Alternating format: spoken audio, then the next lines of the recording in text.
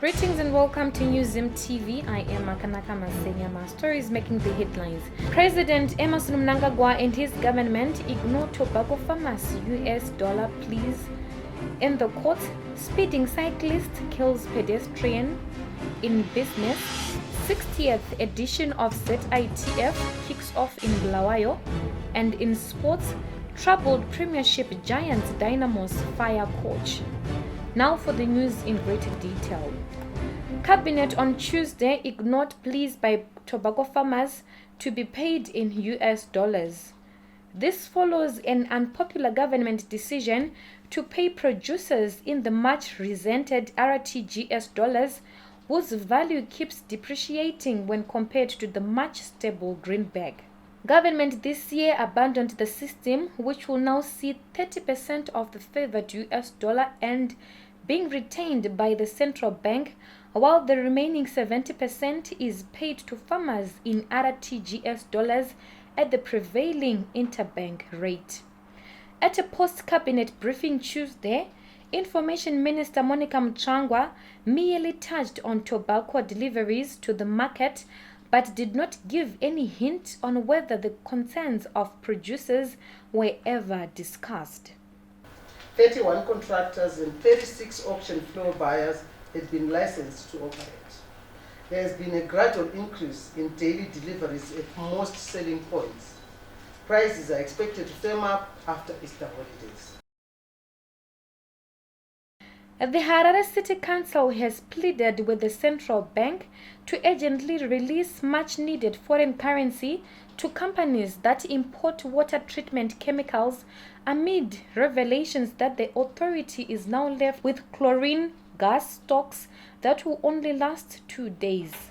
In a statement this week, the troubled authority said it required at least $3 million every month to purchase water purification chemicals.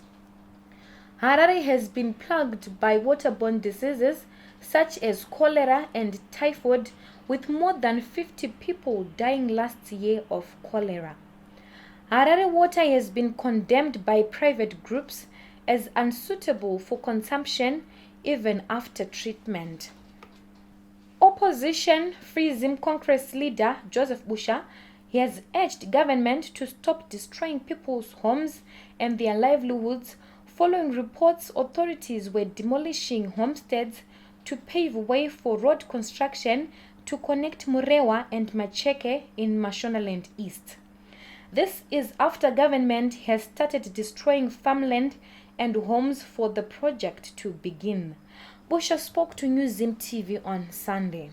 I came here and I saw this road behind me that is being constructed through people's homes. In Zimbabwe, we're trying to promote economic independence. But as a people or as leadership, we're busy destroying their livelihood, we're busy destroying their farms, we're busy destroying their homesteads when there's an option. My view is that this is abuse of human rights. This is abuse of economic benefits. This is abuse of political power, because there's an alternative road I think people can use. I also believe that we need to be able to consult the people we represent. And in this case, I'm not quite sure, I don't have the facts that the people have been consulted, but I think they were given 2 weeks notice to say they're going to construct a road, which is really just about 1.3 kilometers and goes nowhere. So my view is that as a people, as leadership, we must be conscious of the social impact of our decisions, and I think what we do to affect our communities. In the courts, a 23-year-old Domboshava man was on Tuesday dragged before a Harare magistrate's court, facing charges of hitting and killing a pedestrian with his bicycle. Sydney Matope of Matope Village appeared before Magistrate Richard Ramaboa, facing culpable homicide charges. He pleaded guilty to negligent riding and will be sentenced on Friday.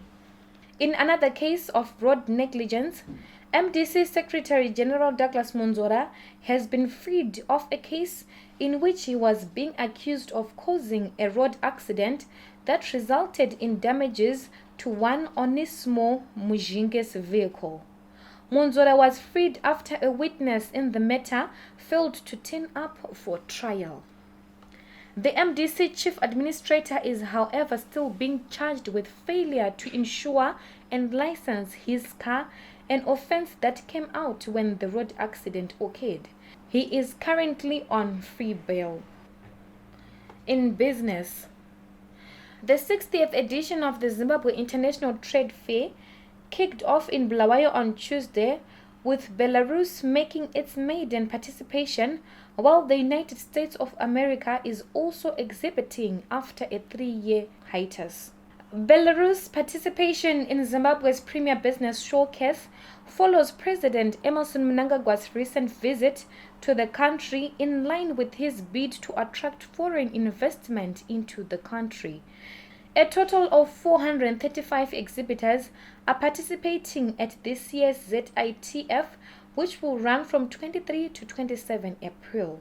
Among some of the highlights is the official opening ceremony by Ugandan President Yoweri Museveni on Friday. We shall be taking a short break. We'll be back soon. Fellow friends, family, and my Zimbabwean diaspora, I have experienced death, and I can tell you that death is inevitable, and yet such a big taboo subject as Africans. Please don't put it off. Guarantee your family a decent send-off. Talk to Diaspora Funeral Cashman today. They're just a phone call away, and they will put you at ease. We end with sports. Fading Premiership giants Dynamos have fired their blundering head coach Lloyd Chigowe and his technical team following a less than impressive start to the 2019 Castle Lager Premiership season. It is believed that Richard Chihoro and Captain Edward Sadomba will take charge in an interim basis until a permanent replacement is found. Reports say the popular club will likely have a new gaffer by the end of this week. Still in sports, talismanic Zimbabwe international Kama Billiat is kept unharmed from a car accident that happened in Midrand, Johannesburg on Sunday afternoon.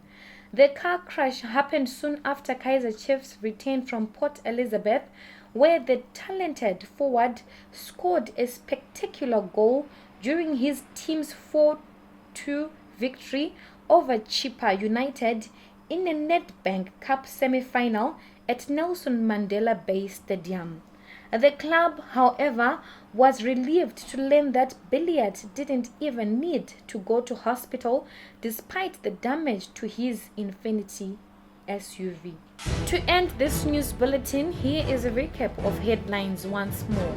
President Emmerson Mnangagwa and his government ignore tobacco farmers' US dollar pleas in the courts. Speeding cyclist kills pedestrian. In business, 60th edition of ZITF kicks off in Bulawayo. And in sports, troubled Premiership giants Dynamos fire coach.